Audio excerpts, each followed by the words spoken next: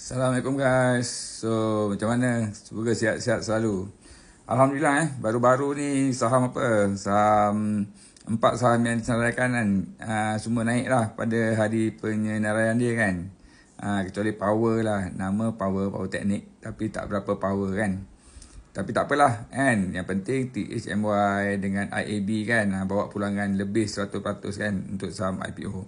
Jadi dalam arti kata lain, pasaran saham IPO dah kembali sihat, dah kembali pulih kan. So saham IPO ni kalau anda nak beli dia kan, basically ada dua tempat lah yang kita boleh pilih. Iaitu satu di mana? Di MITI kan, dan satu lagi untuk pelabur awam di Maybank 7, di Mumu dan lain-lain lah kan.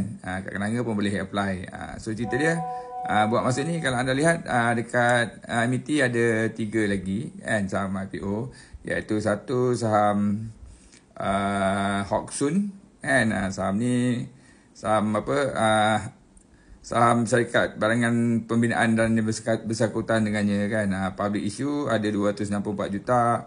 IPO untuk Malaysian Public, untuk pelabur awam ada 44 juta. Dekat MITI ada 111 juta yang kita boleh pilih, yang kita boleh pohon lah. Harga saham dia 34 sen tuan-tuan, and akan masuk dekat Ace Market. Tarikh tutup dia adalah pada 6 November. Kemudian kita ada satu lagi saham yang akan saya terangkan, iaitu saham One Gas Master. One Gas Master ni syarikat dia buat apa tengok gas piping dan industrial hygiene services, maintenance and calibration services. Dia dalam oil and gas rasanya kan. Lepas tu syarikat dia untung lebih 5 juta bagi tahun 2024. Ace Market juga, harga dia 25 sen. Tapi tarikh tutup dia semalam tuan-tuan kan. Maaf kan, video ni lambat sikit kan. Syarikat patuh syariah.